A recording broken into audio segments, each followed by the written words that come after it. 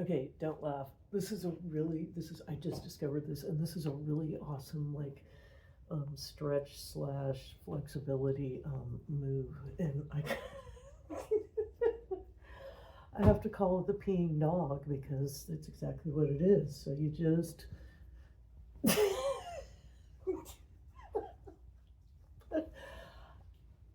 or you can like do this and then back, right? And then, um, it does, if you have hip issues, it feels good.